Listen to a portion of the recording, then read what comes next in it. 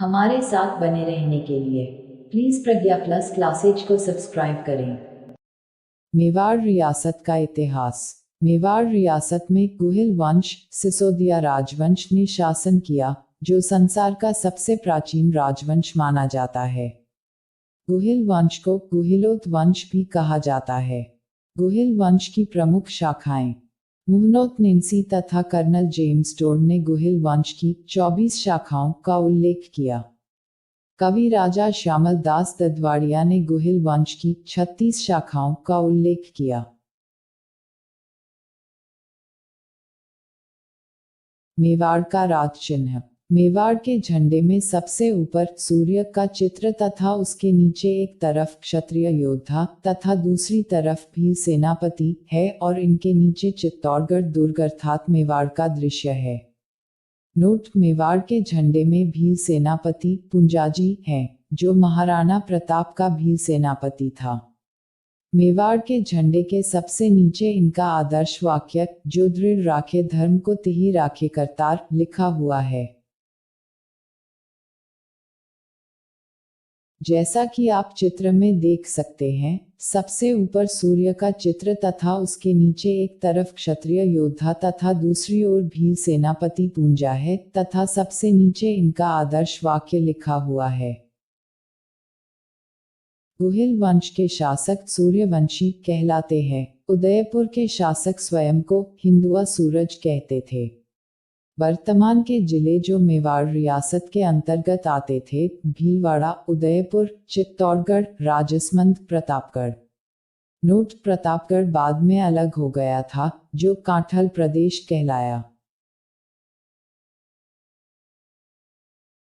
मेवाड़ क्षेत्र का इतिहास।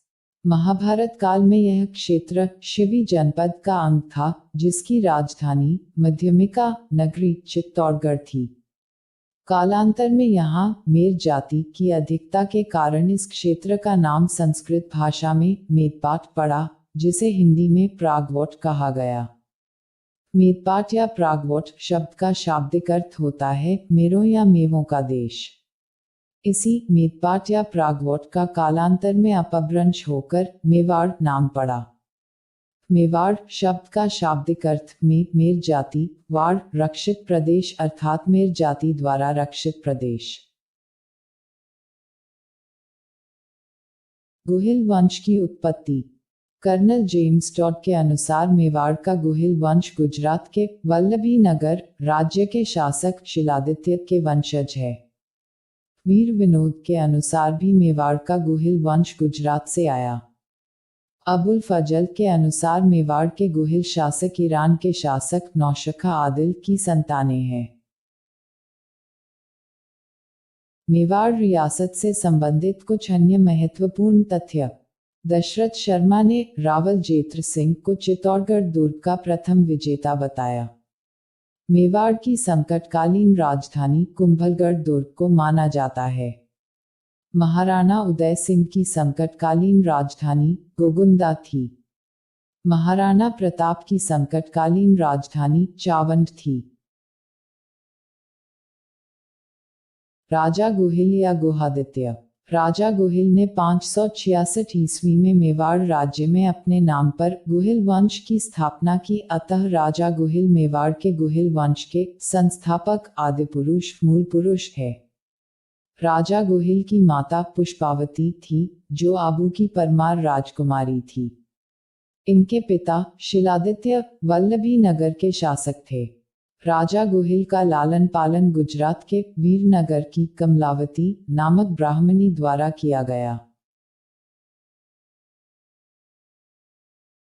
राजा गुहिल ने गुजरात के वडनगर में अनंतपुर नामक नगर बसाया।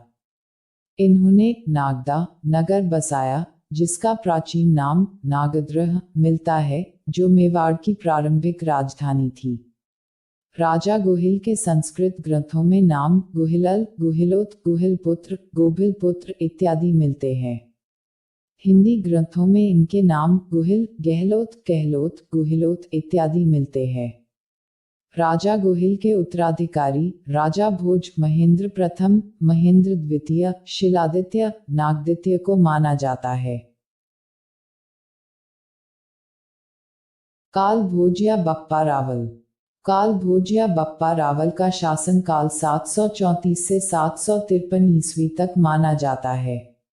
नोट: रणकपुर प्रशस्ति के अनुसार काल भोज व बप्पा रावल दोनों अलग अलग व्यक्ति है।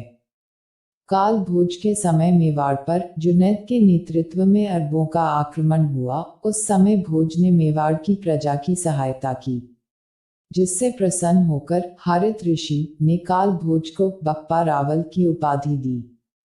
यह महेंद्र द्वितीय के पुत्र तथा उत्तराधिकारी थे, जो प्रारंभ में भीलों से छिपकर रहते थे तथा हारित ऋषि की गायें चराते थे।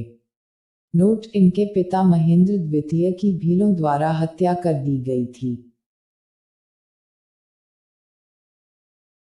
काल भोज ने हारित ऋषि के आशीर्वाद से ही मेवाड़ राज्य की प्राप्ति की तथा इन्होंने हारित ऋषि के आशीर्वाद से कैलाशपुरी उदयपुर में एकलिंगनाथ जी मंदिर का निर्माण करवाया। एकलिंगनाथ जी गुहिल वंश के कुलदेवता है। नोट: हारित ऋषि पाशुपात या लकुलिश संप्रदाय के संत थे। भोज मेवाड़ के प्रथम ताकतवर शासक थे। मेवाड़ के सिक्के मेवाड़ में सर्वप्रथम सोने के सिक्के काल भोज द्वारा चलाए गए। इन सिक्कों पर सूर्य की आकृति चित्रित थी तथा कुछ सिक्कों पर काल भोज नाम भी लिखा हुआ मिला। इन सिक्कों का वजन 115 ग्राम था।